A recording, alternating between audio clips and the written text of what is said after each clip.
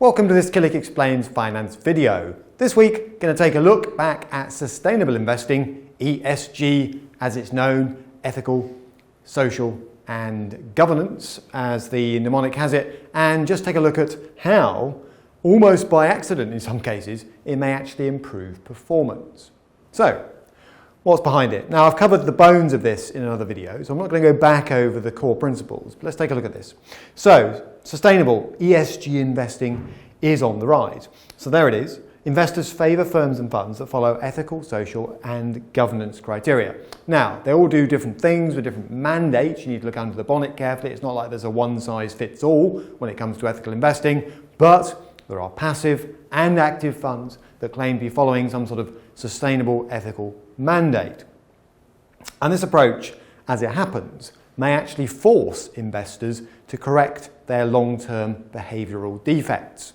Now, what do I mean by that? Because in doing so, they may actually be getting a bit of a performance boost, whether they know it or not. So even if you're not into ESG investing, it's worth bearing in mind how it can actually improve performance.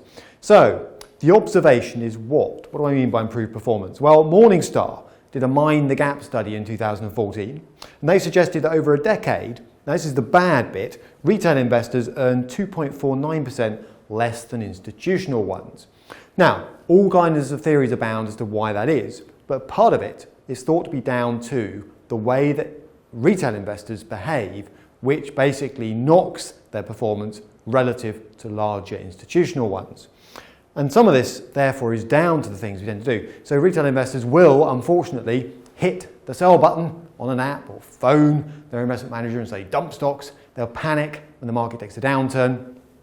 They do the kinds of things, they put themselves in a position where they have to liquidate shares, even if the timing's not fantastic. So they do certain things, rear view mirror investing and so on, which can limit their returns. Now, the point about ESG is basically the Centered Wealth George Mason University study and Morningstar data up to 2017 on no less than 864 ESG funds versus non-ESG funds. That's funds that broadly follow some sort of sustainable mandate versus funds that don't, or the rest if you like, concluded that that performance gap reduces by 1.23%, which is significant. So how can that be? And here's the interesting bit. ESG may actually reduce, whether investors know it or like it or not, 3 classic behavioural mistakes, if you like, and in doing so, almost by accident, increase overall returns. Now, this is not a conclusive proof, but it's certainly quite an interesting idea.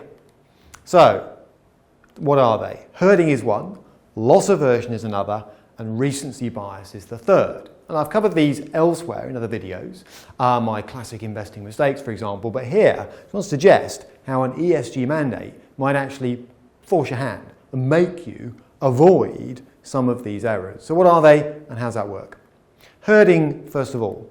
This is the idea that most investors have fear of missing out. They tend to act in packs. You see the herd piling in to an idea, you are tempted to follow them. How can all those investors be wrong, after all?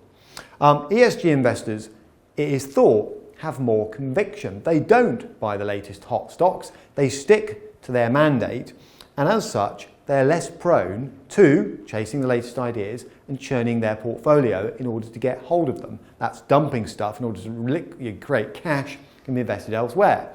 And if that's true, then it will indirectly benefit their performance. Lower churning, less portfolio turnover is going to be, on balance, a good thing. Loss aversion, therefore, is number 2. So there were 3. Loss aversion is number 2.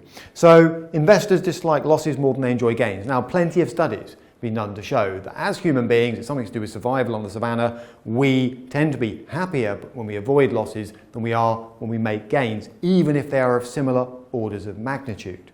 Now, that, by the way, is not always a good thing. It's a behavioural quirk. Now, ESG investors tend to have a lower focus on financial losses, simply because they've accepted that via an ESG sustainable mandate, the criteria they're using for investing are not purely financial benchmark and target driven, and therefore it is thought they are more comfortable living with occasional drawdowns, losses, lower returns. And actually, ironically, that means they're likely to stay invested just as other investors pile out to chase better or seemingly better returns.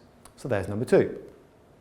It's ironic that the less we focus on financial returns, the better decisions we make and the better returns we get, as Gina Pent-Tracy from Centered Wealth puts it.